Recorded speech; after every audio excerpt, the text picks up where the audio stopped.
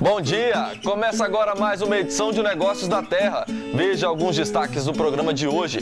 As altas temperaturas registradas nos últimos dias preocupam os criadores de aves. Veja o que fazer para amenizar o calor nas granjas. Tem café capixaba entre os finalistas do Cup of Excellence Brasil 2020. Os agricultores de Santa Maria de Jetibá estão preocupados com o nível do Rio Bonito, que é a principal fonte de irrigação do município. O que pode ser feito dentro da fazenda para entregar uma carne de mais qualidade ao consumidor? Assunto para nossa comentarista Renata Erler. Hoje nós vamos ensinar uma receita de polenta frita ao molho de linguiça. Tá no ar o Negócios da Terra.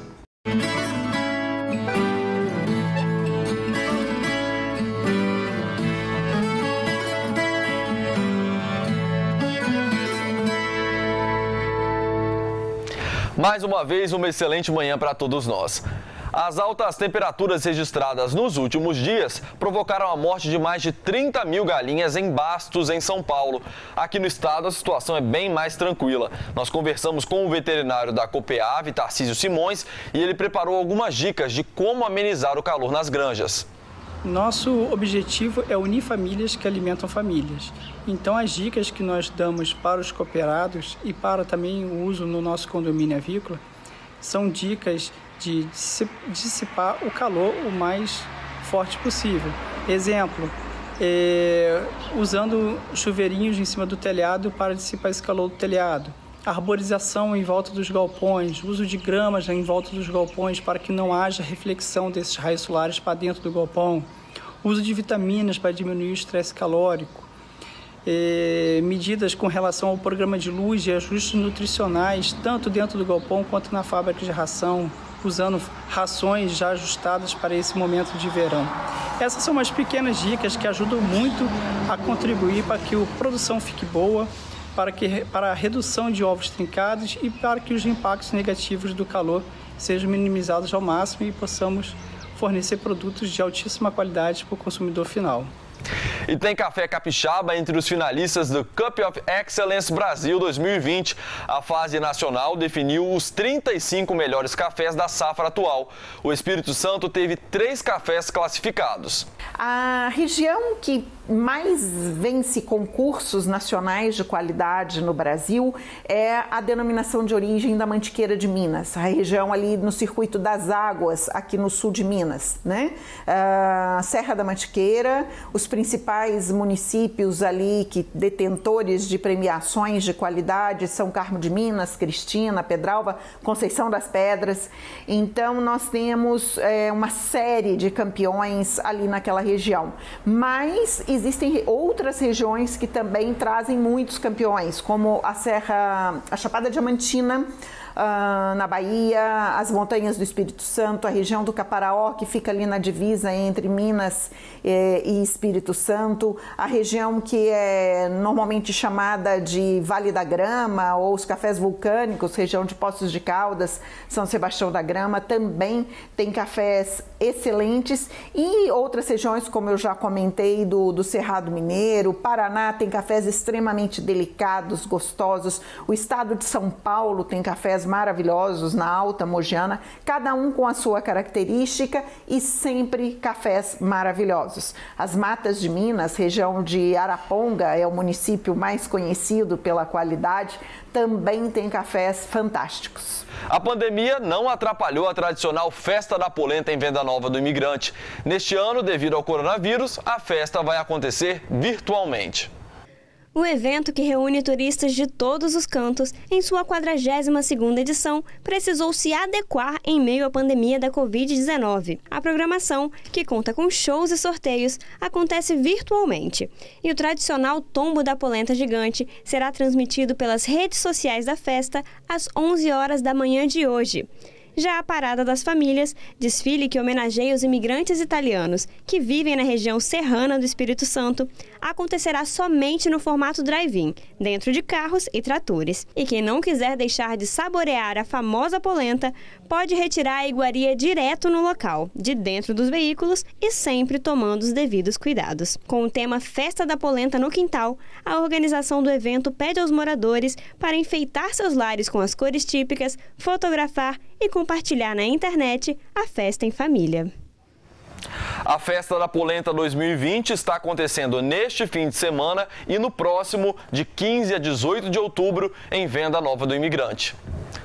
Está proibida em todo o país a produção, a venda e o uso de agrotóxicos que tem na composição o paraquat. A decisão foi tomada pela Anvisa devido aos riscos graves de intoxicação. O setor produtivo contesta a medida. A resolução que proíbe o ingrediente ativo paraquat em agrotóxicos no país já está no Diário Oficial da União. O produto foi banido pela Anvisa por causa dos riscos de intoxicação e da relação com doenças como Parkinson, mutações genéticas e depressão. Quem tiver o agrotóxico em estoque terá de devolvê-lo. A SIDASC emitiu um comunicado técnico e vai fiscalizar o cumprimento da medida. Orientando os estabelecimentos comerciais a não mais venderem, né, e devolverem então esses tipos de produtos, e também aos usuários de não fazerem mais uso desses produtos em suas lavouras. Não é um produto que é insubstituível, existem outros produtos que substituem ele à altura, porém ele é de um custo mais baixo. Segundo a Embrapa, o paraquat é utilizado em 11 milhões de hectares de lavoura em todo o Brasil, principalmente para o controle do mato antes do plantio da soja e do milho, e também para dessecar essas culturas para a colheita. Países da União Europeia proibiram o paraquat nas lavouras ainda em 2007. Por aqui a discussão é antiga, mas só agora terminou o prazo para que nem 1 litro do agrotóxico seja usado em solo. O herbicida está entre os 5 mais utilizados aqui em Santa Catarina. O setor produtivo alega que o impacto será grande com a retirada do produto do mercado, já que outras alternativas podem custar até 150% a mais.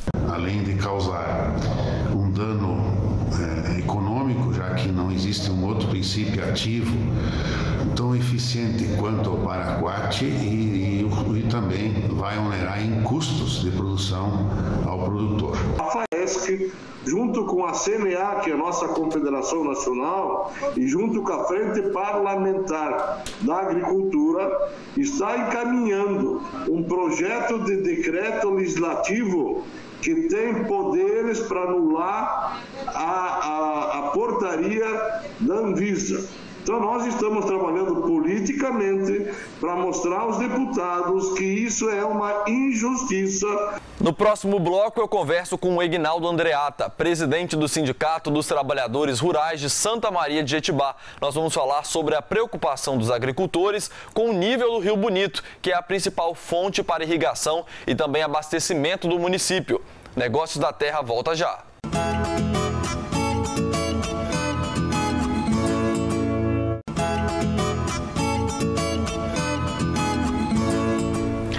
Os agricultores de Santa Maria de Jetibá estão preocupados com o nível do rio Santa Maria da Vitória, que é a principal fonte de irrigação e também de abastecimento do município.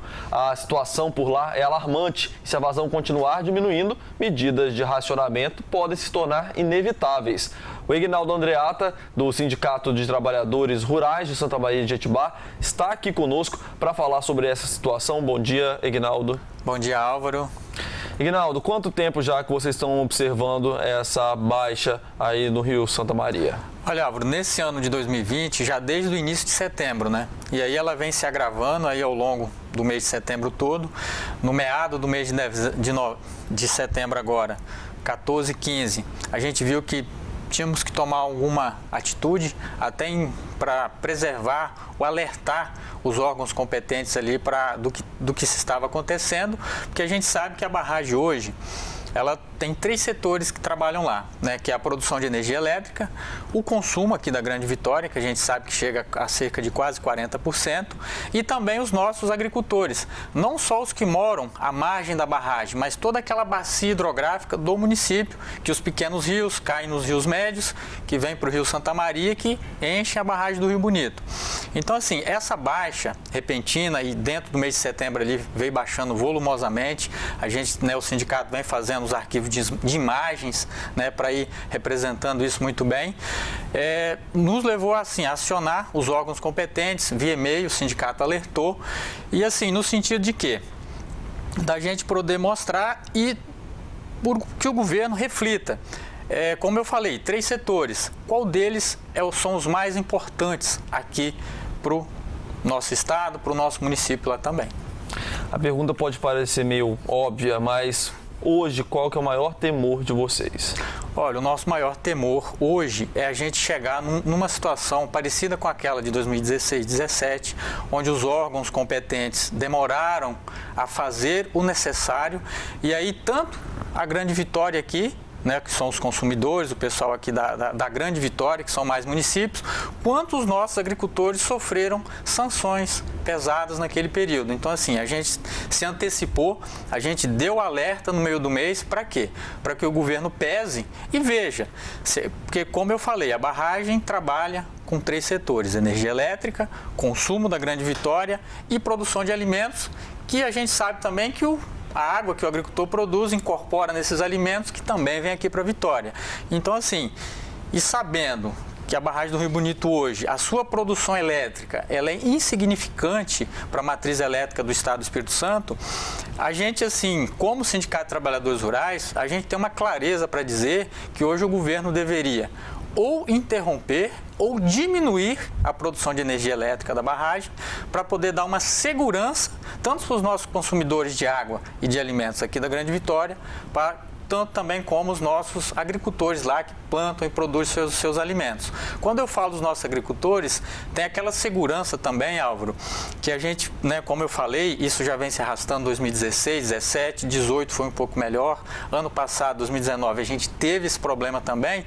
Isso vai gerando ao longo do tempo uma insegurança para os nossos agricultores que pode até prejudicar a sucessão familiar, que é muito grande no nosso município, a manutenção dos nossos jovens no campo. Então, assim, quanto antes o governo tomar, ou seus órgãos competentes tomarem uma medida para proteger, na minha visão, na visão do Sindicato dos Trabalhadores Rurais, as 2 principais prioridades da barragem, dentro das 3, que é o consumo de água aqui da Grande Vitória e a produção de alimentos, ele vai também promover uma segurança que os pais, os filhos vão poder, tipo assim, não, o governo nos está dando essa segurança hídrica e a gente vai poder manter nossos filhos, manter a sucessão familiar, continuar produzindo os alimentos que vêm junto das propriedades com a água aqui para a Grande Vitória. Porque, assim, a gente gosta de deixar assim, uma situação clara.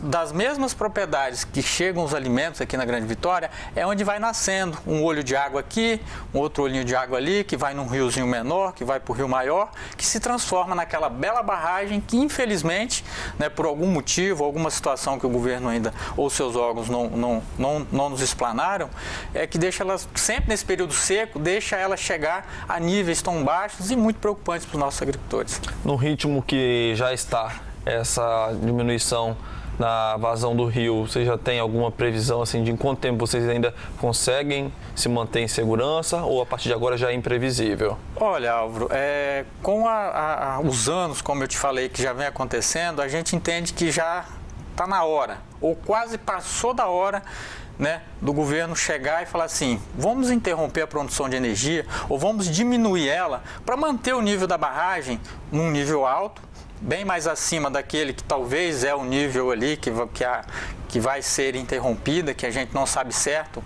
mas, como eu falei, já passou da hora. Então, assim, se interrompe ou se diminui a produção de energia, mantém o nível da barragem no nível mais elevado, que isso vai trazer o quê? Segurança, repito de novo, para os nossos consumidores aqui de Vitória, para os nossos agricultores. Então, assim, a gente entende que está ou quase passou da hora do governo tomar uma medida a curto prazo, que seria diminuir ou interromper a produção de energia. A médio e longo prazo, né, a gente já sabe que está correndo um projeto de lei na Assembleia Legislativa que vai regulamentar o uso das águas das nossas barragens, que tem o uso múltiplo, no caso que é a barragem do Rio Bonito, dando as devidas prioridades, que é qual? Esse projeto de lei ele prevê consumo humano, dessedentação animal, agricultura e só depois virá a energia elétrica, em especial nos períodos de crise, de seca, que é sempre esse período de agosto, setembro e outubro. Agora, você falou aí nessa medida que vocês esperam que o governo do estado tome, não é nem no curto prazo, né? É imediatamente. Só que de 2015, 2016, que foram as secas mais graves da história recente do nosso estado, já se passaram 4, 5 anos. de lá para cá andou alguma coisa em relação a manter a segurança hídrica da região de vocês? O que você pode apontar que poderia ter sido feito ou deixou de ser feito, ou algo que veio sendo implantado de lá até hoje e que melhorou essa segurança hídrica? De 2016 para cá, o que veio ocorrendo foi sempre, né, as lideranças da nossa região alertando os governos sempre ali dialogando e tomando suas medidas. Mas assim, medida efetiva mesmo para resolver ou minimizar mesmo essa situação está acontecendo agora, como eu te falei. Esse projeto de lei a nível de Estado, ele vai conseguir regulamentar que assim que ele seja votado, aprovado e sancionado pelo governo, o governo vai ter que regulamentar ele e aí ele vai trazer essa segurança a médio e longo prazo, que é que eu te falei. Ele vai estabelecer, exemplo da barragem do Rio Bonito, consumo humano, dessedentação animal e irrigação. Chegou num nível mais preocupante do que está agora, é automático, a produção de energia elétrica vai ser interrompida. Então, assim, o avanço maior que a gente viu hoje nesse período desses anos todos é agora com esse projeto de lei. A gente espera que ele seja logo votado, que seja aprovado pelos nossos deputados e que o governo não demore sancionar e implementar ele, não só na barragem do Rio Bonito, mas em todas as barragens aí que tem esse uso múltiplo, que é do consumo humano, que é da produção de energia e que é da produção de alimentos também.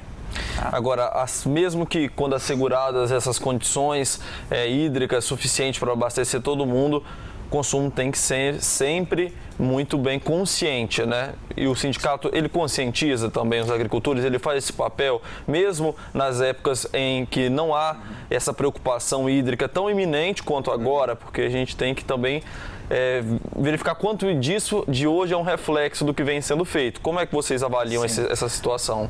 A gente avalia, já desde 2016, 2017, que essas situações vieram se agravando lá na nossa região. O sindicato sempre vem orientando os nossos agricultores a fazerem suas trocas de irrigações, trazer irrigações mais eficientes, a microaspersão, o gotejo, a balarina, que são assim, irrigações que otimizam em 3, 4, até 5 vezes a água utilizada. A gente também trabalha com alguns projetos de conservação do solo. Exemplo de um deles aí que está já desde 2008 ali na nossa região pelo Sindicato dos Trabalhadores Rurais é o projeto de sistema plantio direto na palha, que é uma cobertura sobre a terra feita por plantas de cobertura de solo que proporciona uma diminuição drástica no consumo de água nos plantios. É uma prática já usada há muitos anos no sul do país, que o Sindicato dos Trabalhadores Rurais desde 2008 trouxe isso para Santa Maria de Jetibá e está trabalhando até hoje nesta linha, sempre de orientar os agricultores para trocar suas irrigações, mas sempre mostrando para eles também que existem novas tecnologias que podem tratar muito melhor o solo e com muito menos água. Ignaldo, nós esperamos daqui no Negócio da Terra que as autoridades tomem as providências necessárias, que resolvam a situação de vocês lá em Santa Maria, garantam o abastecimento, também que a estiagem se encerre e que a gente volte a ter chuva para garantir o abastecimento aqui do Espírito Santo. Muito obrigado, viu? Muito obrigado, Álvaro. A gente mais uma vez aqui agradece o espaço que você tem nos dado e, consequentemente, dado para todos os nossos agricultores lá da nossa região. E a gente também espera que o governo olhe com carinho e veja a importância que é os consumidores da Grande Vitória, os nossos agricultores e agricultoras lá na roça, perante a insignificante energia que é produzida na barragem, comparada com esses dois outros segmentos que são o nosso povo aqui da cidade, que compra e consome nossos alimentos, e os nossos agricultores que produzem e colhem eles lá na nossa roça. Nosso espaço está sempre aberto. Bom dia. Obrigado. Você já viu alguém produzir peixes de grande porte num espaço pequeno e seco, como no quintal de uma casa? Pode parecer história de pescador, mas não é. No interior de São Paulo, um piscicultor investiu na ideia e a técnica tem dado muito certo.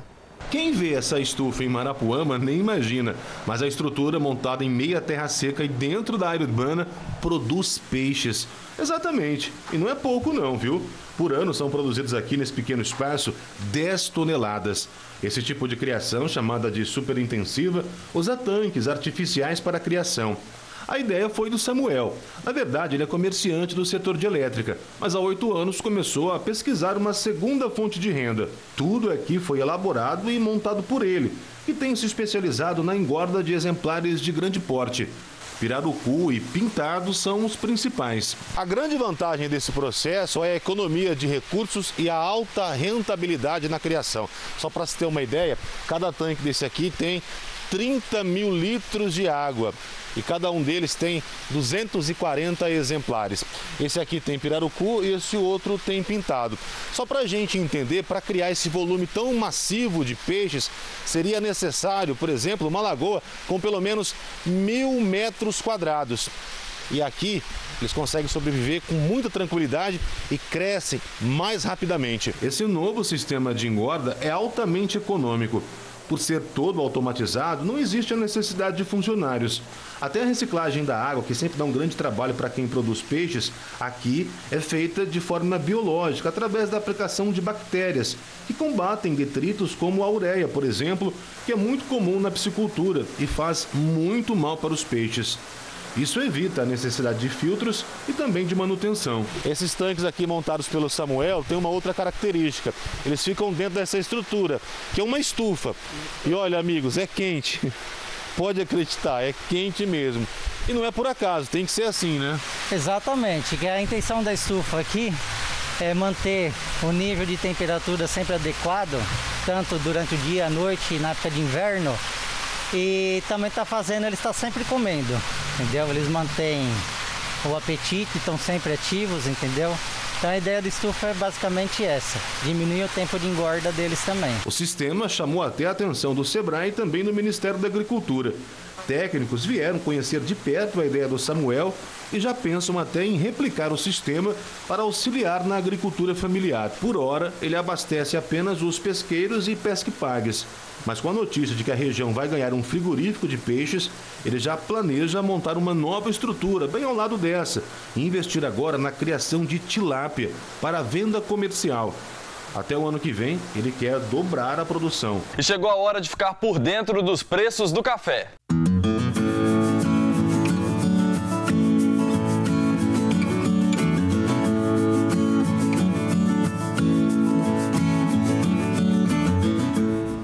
Nós vamos agora para mais um rápido intervalo e na volta tem o quadro Caminho do Campo, que hoje destaca o cultivo de jardins e pomares. É um instante só.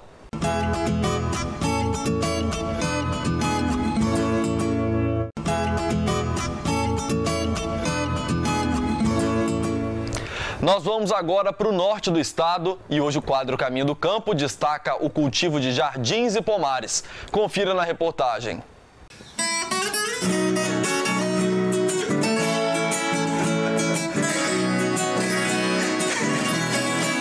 Qualquer pessoa fica vislumbrada com um belo jardim. Se esse jardim conta com plantas frutíferas, fica melhor ainda, pois além de desfrutar da natureza exuberante, você pode se deliciar provando o sabor das frutas. E se você se animou em cultivar um jardim como esse, existe uma ótima opção: o plantio de árvores de médio e pequeno porte. Nós sabemos que a fruticultura no nosso Brasil ela é privilegiada. Nós temos aí uma diversidade imensa na área das frutíferas. E às vezes as pessoas querem ter um pomar, mas ela não tem um espaço adequado para poder estar fazendo o seu pomar. Então, por que não estar introduzindo, as frutíferas no paisagismo, na jardinagem, lá no seu jardim, E como nós podemos ver aqui, a gente tem aqui um pé de goiaba dentro de um vaso. São frutíferas de porte médio, onde eu posso estar colocando não só a goiaba, como uma jabuticaba, como uma acerola, uma pitanga, uma araçá paulista, enfim, todas essas frutíferas que é mais fácil para você poder estar conduzindo elas.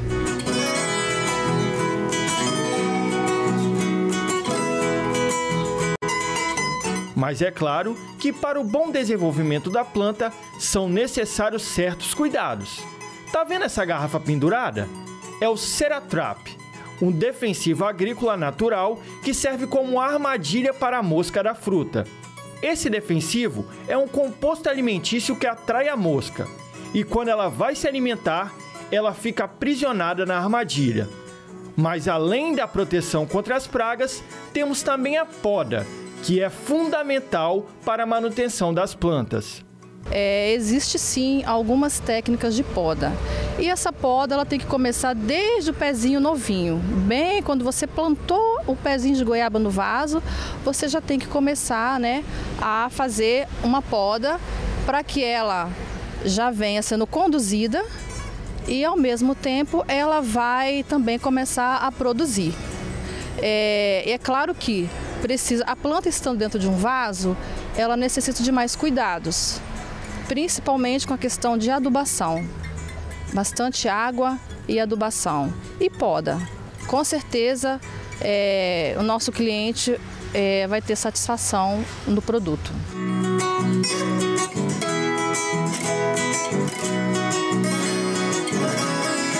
E apesar de ter menor porte, as plantas começam a produzir cedo. Essa goiabeira, por exemplo, foi plantada há 3 anos atrás, mas com apenas 6 meses já foi possível começar a colher frutos. Mas outra dúvida que existe em relação à raiz é como ela se desenvolve dentro do vaso. Na verdade, quando você começa a conduzir a planta com poda, automaticamente a planta ela dá uma adormecida na raiz. Fica tipo um bonsai. A planta não vai crescer, ela não vai expandir para baixo, né? Então, toda vez que você faz uma poda, ela vai automaticamente jogar força para a brotação. Então, por isso, a questão da poda.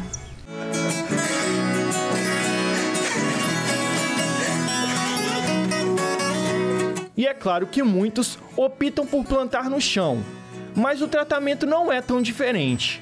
Os cuidados são praticamente o mesmo, porque por ser o jardim, você não pode deixar essa planta crescer muito.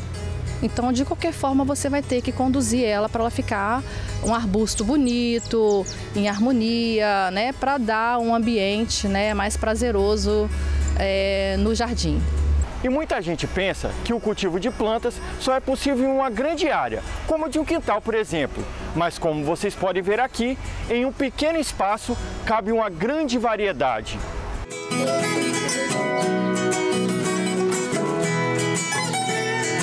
E com pouco espaço também é possível.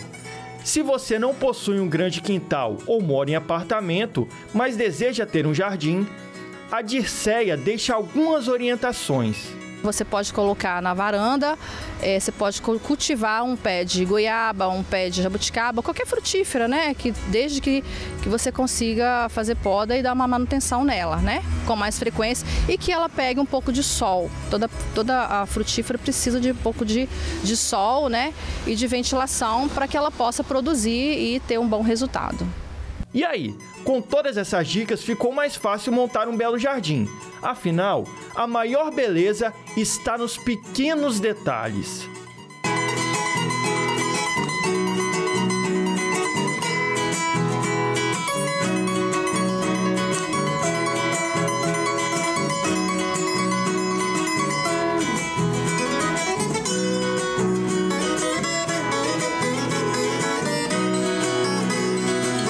Você sabia que em caso de suspeita de doença em animais na sua propriedade, o IDAF deve ser notificado? Então confira as orientações.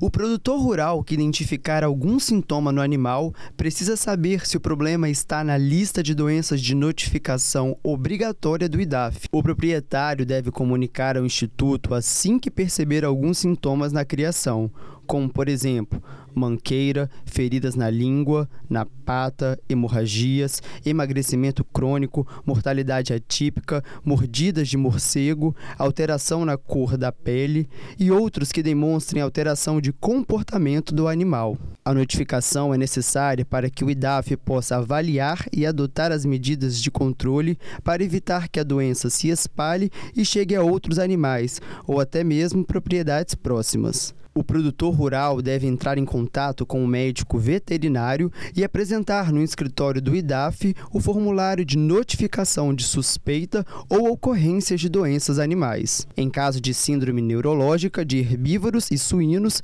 em que o veterinário tenha realizado a colheita de material, é necessário apresentar o formulário único de requisição de exames para síndrome neurológica, disponível no site do IDAF. Vamos falar agora sobre qualidade da carne. Conosco aqui no estúdio está a Renata Erler. Bom dia, Renata. Bom dia, Álvaro. Bom dia a todos. Renata, o consumidor está procurando cada vez mais qualidade na carne, né? E aí o produtor rural tem que adaptar suas fazendas para produzir esse produto premium, né? Como é que ele faz? Então, Álvaro, a qualidade de carne é uma coisa que gera muita discussão, porque tem o processo produtivo na indústria frigorífica, que afeta a qualidade da carne, mas o que o pessoal tem buscado, que é uma carne com gordura, com marmoreio, com melhor acabamento, isso é feito dentro da fazenda. E aí a gente precisa tomar vários cuidados, né? O brasileiro gosta de carne gorda e macia. Então, como a gente busca maciez e gordura dentro da fazenda? A maciez está diretamente ligada à idade e ao abate. Então, quanto mais novo o animal ao ser abatido, mais macia a carne dele vai ser. Então, o que o produtor precisa fazer? Garantir um protocolo de alimentação, porque assim, a nossa genética já evoluiu muito. Então, agora a gente precisa dar condição para esse animal expor o potencial genético dele, ganhar mais peso. Quando ele ganha mais peso por dia, consequentemente, eu estarei antecipando a idade dele ao abate. E aí, fazendo isso, no final, lógico, do processo, entram os grãos, eu tenho que trabalhar com um pouco mais de concentrado, porque o último tecido que o animal acumula é a gordura. Então, depois que ele preparou toda a musculatura dele, que eu começo a ter deposição de gordura. Isso só acontece no final do processo.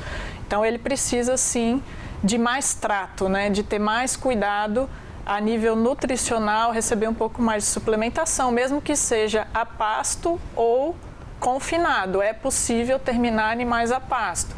E aí, com essa questão de acabamento e maciez, é que começou a buscar muito a situação da novilha. Então, por que a novilha hoje, você vê vários cortes de novilha e uma preferência muito grande por novilha? Porque ela consegue acumular gordura mais rápido do que o macho. E ela fica pronta para abater também mais rápido, ou seja, muito jovem. Então, a carne da novilha é muito macia e, na maioria das vezes, se o cara fizer tudo certinho, com acabamento de gordura. Depois, dentro do frigorífico, vai ser outra situação. Vai ser não ter estresse no abate, a parte de desossa, são outros cuidados. Mas em relação à vida do animal, a base dessa carne de qualidade, ela é toda feita a campo. Então, marmoreio. Hoje busca-se cruzamento industrial. Existe o Nelore que já tem marmoreio, que foi selecionado para isso. Existe uma discussão muito grande, porque quando se fala de qualidade, o mercado fala assim, se for Angus é bom. Sim, se você fizer um cruzamento do Nelore com Angus, teoricamente o animal vai ser muito bom. Mas assim como existe, por exemplo, o Nelore já apresentando marmoreio, porque foi selecionado para isso, também tem cruzamento de Angus que não apresenta marmoreio. E isso está ligado ao que acontece dentro da fazenda. A seleção que é feita lá, a alimentação que esse animal recebe. E para você ter ideia, o nível de marmoreio, a condição, se esse animal tem esse gene, ele é definido na barriga da vaca ainda, não é depois que o bezerro nasce. Ou seja, se eu erro na nutrição da vaca durante a gestação, eu estou atrapalhando o marmoreio da carne, que aconteceria durante o processo, mas essa célula, ela está ali no início. Então, dentro da fazenda, a gente precisa ter o cuidado de seleção genética, de alimentação, trabalhar para abater um animal mais jovem e sim com um acabamento. Agora, Renata, quando a gente fala dessa busca por qualidade, você falou mesmo sobre a adoção de protocolos. Pode acontecer de algum frigorífico falar, eu tenho esse protocolo e ele passar isso para o produtor, ou o produtor pode adotar um próprio protocolo e tentar negociar isso com os frigoríficos? Hoje acontece das duas formas. Praças, aqui no Espírito Santo hoje, a gente não tem um frigorífico com protocolo fechado que diz para o produtor, se você seguir esse protocolo e entregar esse produto, eu te pago X. Ainda não tem, mas eu sei que está em desenvolvimento e já tem alguma coisa acontecendo em relação à novilha. Agora, em outras praças, sim, já tem um protocolo definido, inclusive o próprio frigorífico disponibiliza o técnico para facilitar para o produtor, para fazer um acompanhamento, para que garanta no final aquele produto que ele precisa. Então, hoje, o que tem acontecido muito? O comerciante de carne, às vezes até o próprio açougue, procura a gente que está no campo e fala assim, eu tenho essa peça desse tamanho com essa qualidade, eu preciso disso aqui. Você tem condição de fazer isso para mim? E às vezes já vai uma coisa direto do produtor para o açougueiro, entendeu? Mas é lógico que em volume a gente vai sempre estar relacionado com o frigorífico, né? Acho que no Espírito Santo é um processo a evoluir. A gente já tem algumas coisas acontecendo, mas esse protocolo, com certeza, ele vai estimular o produtor a investir mais e entregar a carne que o mercado quer, porque não tem para onde correr, né? Agora, quando a gente fala dessa carne melhorada, né, nós estamos falando também de um investimento que às vezes o produtor tem que fazer. Como é que o produtor ele pode ver aí se vai compensar para ele? Vai ter que tomar cuidados porque esse boi vai custar mais caro, né? Esse gado, o rebanho dele vai ficar mais caro e aí ele também pode ter prejuízo se ele não for bem. Então, o que acontece? Sempre existe uma cobrança muito grande pro frigorífico. Se você pagar um diferencial, eu vou produzir esse animal melhor que vai te entregar uma carne melhor. Mas o que a gente tem visto dentro da gestão de propriedades é que quando você investe num bezerro melhor, esse bezerro tem mais condição de ganho de peso, ou seja, ele já rende mais do que um bezerro teoricamente ruim. Então, quando você entra dentro de um protocolo correto, acompanhando, fazendo tudo certinho, a consequência vai ser entregar um produto melhor. E esse animal também é mais rentável do que o animal ruim. Então, independente do frigorífico pagar a mais ou não, você já vai estar ganhando mais. No finalzinho do processo, em relação ao nível de gordura, é que talvez tenha alguma discussão em relação ao frigorífico. Porque até 3 milímetros de gordura, ok, meu processo paga a conta, não preciso me preocupar. Agora, se ele quiser mais de 3 milímetros, aí sim a gente vai ter que conversar com o frigorífico e ele vai ter que garantir um diferencial, porque é o tecido mais caro colocado na fazenda, é a gordura. Renata, mais uma vez, agradeço pela sua participação aqui no Negócio da Terra. Bom dia para você. Eu que agradeço. Bom dia, um bom domingo para todos. No próximo bloco, nós vamos ensinar uma receita de polenta frita ao molho de linguiça. E vamos contar também os detalhes do novo programa da Record News, o Mundo Cooperativo, um espaço para mostrar a força do cooperativismo capixaba. Negócios da Terra volta já.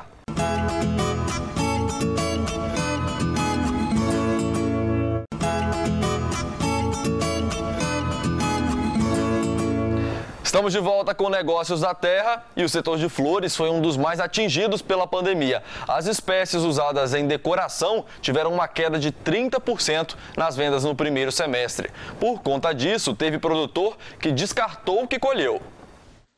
Um vaso de crisântemos leva 3 meses para ficar assim, bonito. Mas esta produtora teve de jogar no lixo mais de 130 mil flores como essa por falta de compradores no início da pandemia.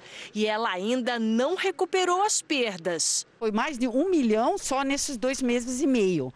E depois ainda, em junho, julho, foi muito difícil, porque o prejuízo também foi muito grande. Até hoje, nós estamos pagando dívida daqueles meses. Marita tem um rancho em Olambra, cidade no interior de São Paulo, que recebe anualmente a Expo Flora, o maior evento de flores e plantas ornamentais da América Latina. A edição deste ano foi adiada para 2021. Para tentar equilibrar a oferta e a baixa demanda, muitos produtores reduziram o plantio. Outros demitiram funcionários. Marita fez o que pôde para manter os empregados. Nós adotamos uma filosofia junto com os funcionários de não despedir ninguém e que eles em todos os sentidos colaboraram até de ficar um tempo sem receber o salário até ser possível pagar. Olambra é responsável por mais da metade da comercialização de flores de todo o Brasil. Com a pandemia, as vendas de espécies usadas para decoração tiveram queda de 30% no primeiro semestre em comparação ao mesmo período do ano passado. Um prejuízo estimado em cerca de 800 milhões de reais. sem previsão para o retorno de festas como casamentos, formaturas e aniversários, o setor busca alternativas para as vendas. Isso é muito bom porque acaba mexendo um pouco com o mercado e as pessoas procuram outras alternativas, como, por exemplo, a venda através de aplicativos, pela internet ou mesmo no boca a boca, novas formas de entrega, de logística. Graças ao novo perfil do consumidor, as vendas reagiram em agosto. Com as pessoas mais tempo dentro de casa, as flores são uma opção simples para alegrar os ambientes. Com certeza, né? Porque a gente tenta deixar a nossa casa agora mais aconchegante. Nada melhor que flor para isso, né? Bom, essa semana tem estreia na tela da Record News e da TV Sim, um programa para falar sobre cooperativismo, um assunto que sempre teve espaço aqui no Negócio da Terra, mas que agora vai ter um programa próprio só para falar sobre isso. Com a gente aqui no estúdio está o Bruno Faustino, que é o apresentador do Mundo Cooperativo. Bom dia, Bruno. Ei, Álvaro. Bom dia a você, bom dia, turma do Negócios da Terra. E a gente está muito feliz em poder dar voz e dar vez ao cooperativismo. Na verdade, o cooperativismo vai estar presente ainda mais na tela da Record News e da TV Sim, porque além de marcar presença aqui no seu programa, agora a gente tem um espaço diário para poder debater, discutir e também trazer os assuntos à tona dentro desse universo que é o cooperativismo, que é mais do que um simples nome. É uma filosofia de vida. Quando você acaba mergulhando nesse mundo do cooperativismo, você aprende que tem muitas lições ali que a gente pode trazer para a nossa vida. Naturalmente, como o cooperativismo tem uma ligação muito com as produções rurais, o Negócio da Terra sempre abordou esse assunto, mas o programa vai bem além disso, não vai tratar só de produção rural, né? Não, a ideia é que a gente fale de todos os ramos do cooperativismo. Então nós temos cooperativas na área de saúde, nós temos cooperativas na área de transporte, nós temos cooperativas habitacionais. Então a nossa ideia é mostrar um pouquinho desse universo cooperativista que tem no Espírito Santo e também com algumas inovações. Porque hoje já existe cooperativa de transporte por aplicativo, uma novidade que começa a funcionar agora nessa semana aqui no Espírito Santo, que a gente já trouxe no programa. Então a ideia é mostrar essas novidades e movimentar um pouco desse mercado cooperativista no Espírito Santo. É claro que a gente também vai mostrar muitas iniciativas no Brasil afora, porque o cooperativismo não está só preso aqui. Ele ganha ramos no Espírito Santo, no Brasil e até no mundo. Temos entrevista internacional, detalhes eu conto ao longo aí do Negócio da Terra. Pois é, o produtor rural que está acompanhando o Negócio da Terra certamente deve em algum momento passar a produção dele por alguma cooperativa, deve ter alguma ligação na cadeia produtiva. Bruno, como que é hoje o cenário do cooperativismo aqui no estado? Hoje a gente tem cooperativas agrícolas que são muito fortes, então nós temos cooperativas na área da avicultura, na área da agricultura familiar, na área do café e temos cooperativas também de crédito. Então esse produtor rural com certeza faz parte de alguma dessas cadeias. Então ele produz, entrega o produto dele na cooperativa e a cooperativa é capaz de colocar esse produto no mercado. Onde ele ganha? Ele ganha em todo o processo, porque não existe ninguém aqui nesse meio que vai falar para ele assim, eu pago tanto pelo seu produto e eu vou vender por 3 vezes mais o seu valor. Então, assim, o produtor acaba não ganhando nada e o intermediário acaba ganhando muito. Então, no cooperativismo não existe isso. O produtor, ele é dono da cooperativa, seja ela cooperativa de crédito, cooperativa agropecuária, cooperativa do ramo habitacional, não existe um dono. Todos eles são donos e todo mundo ganha com isso, porque as sobras, que é como a gente chama, o lucro que a cooperativa tem, ele é repartido no final do ano para esses cooperados de uma maneira mais igualitária possível. Então, o produtor rural, hoje, no Espírito Santo, ele sabe que o produto que ele vai produzir, ele vai ser entregue com qualidade ao consumidor final. Agora há pouco você falou que é mais do que a cooperativa em si, é uma filosofia de vida. Eu sei que isso é assunto do primeiro programa, mas eu queria que você já adiantasse um pouquinho para a gente quando você quer dizer que é uma filosofia filosofia de vida, é porque não é só no trabalho ali dentro da cooperativa, né?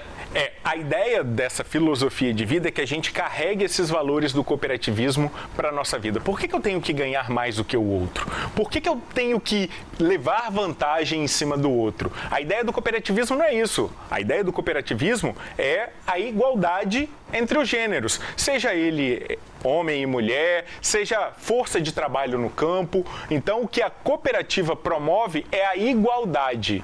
Então, por isso que a gente fala que é uma filosofia de vida, porque você tem que reaprender muitos conceitos que muitas vezes lá fora foram ensinadas de uma maneira diferente para você. Por isso que a gente brinca que essa filosofia de vida. E logo no primeiro programa, na terça-feira, no dia 13, a gente vai trazer uma entrevista com o presidente da OCB Nacional, que vai falar um pouquinho para a gente do tamanho desse cooperativo no Brasil. No Espírito Santo, cerca de 5% do PIB, que é o Produto Interno Bruto, que é a soma de todas as riquezas que o Estado produz, vem do cooperativismo. O cooperativismo tem muito a ver com uma operação de ganha-ganha, né? Só tá bom se todo mundo tiver igual ganhando, né? A ideia é essa. A ideia é que todo mundo saia ganhando. Eu não posso ter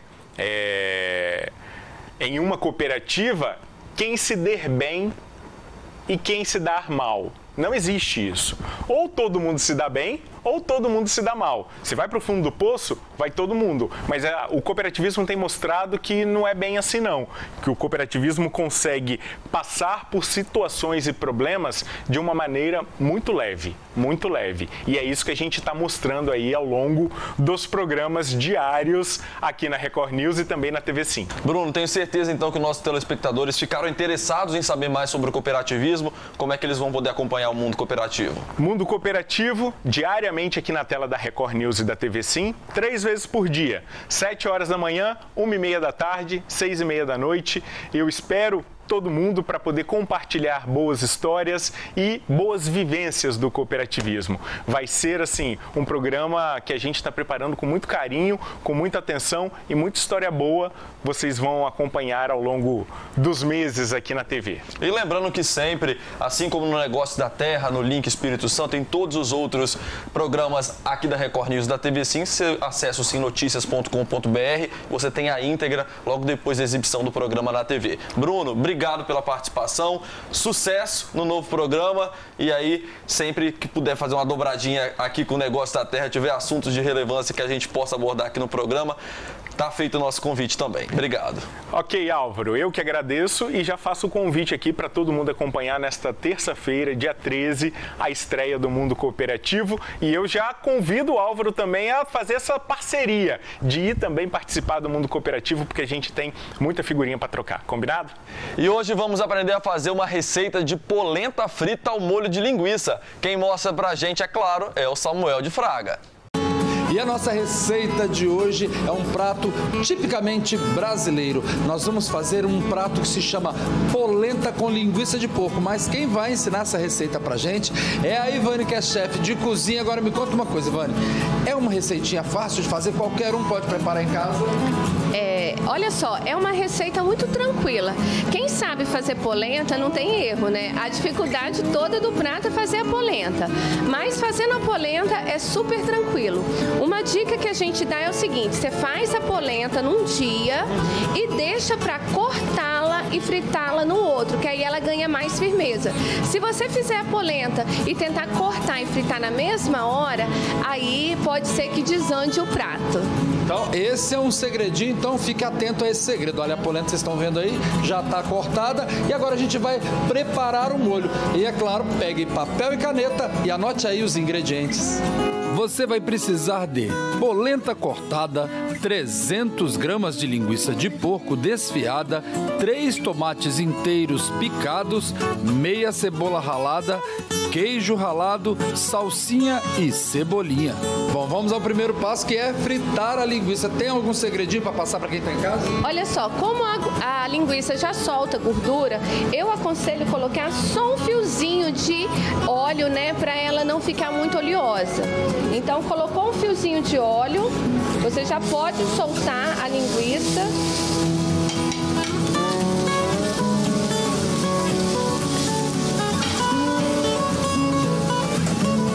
É só para dar uma fritada, para ela gente fala dar uma selada, né? Para ela não ficar com aquele gosto de crua.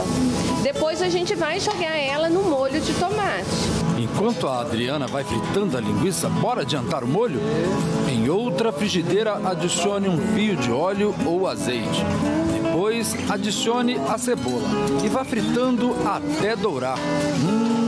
O cheirinho é bom, hein? Adicione colorau a gosto para dar aquela corzinha. Misture bem e depois adicione os tomates picados. Agora é só deixar cozinhando em fogo brando. Quando o tomate começa a desmanchar, é porque ele já está no ponto. Eu já posso pegar aqui e já jogar a linguiça. Se você ver, olha só, ela já está bem fritinha. Fica igual uma carne moída. Porém, como é linguiça, ela fica muito mais saborosa.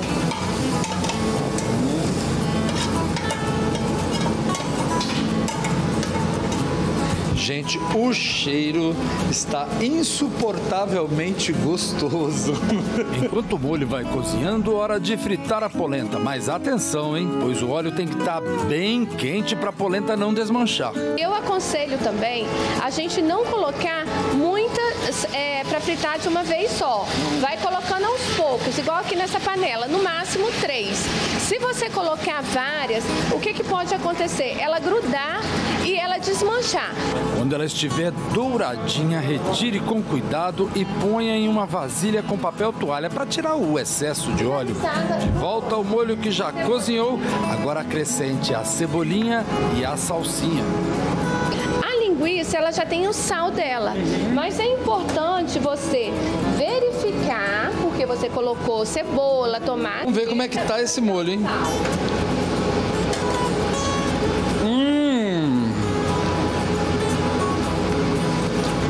Muito bom, hein? Fico imaginando como é que vai ser a finalização do prato. Hora de preparar o prato. Delicadamente, coloque uma porção do molho sobre a polenta frita. Nossa, é mesmo de dar água na boca. E para finalizar, ponha queijo ralado da sua preferência e pronto. Olha que beleza de prato. Ivana, você com sua experiência de cozinha, Ivana, me conta uma coisa. É verdade que a gente come com os olhos? Ah, com certeza, né? Eu falo mesmo, a gente tem que ter um bom paladar. Mas a apresentação num prato também é tudo, né? E eu falo assim, que o principal ingrediente, no primeiro dia que eu fiz a reunião aqui no restaurante, eu falei com as cozinheiras, o primeiro ingrediente, o principal ingrediente é o amor. Bom, olha só, e a Ivane tem esse restaurante que é especializado em comida brasileira, e nada mais brasileiro do que polenta ao molho de linguiça, não é verdade? Agora vamos experimentar e saber o porquê do sucesso desse prato. Vamos lá?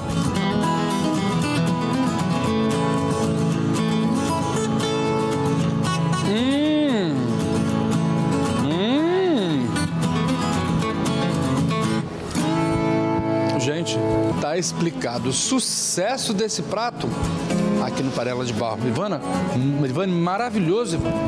Obrigada. É o que eu falei, a gente faz com muito amor e carinho. Então, acho que a gente demonstra isso através dessa receita desse prato. Pois é, e eu aconselho a você de casa preparar ainda hoje, porque é uma receita fácil, rápida e, é claro, deliciosa. Bom, eu vou terminar de comer, porque tá muito bom.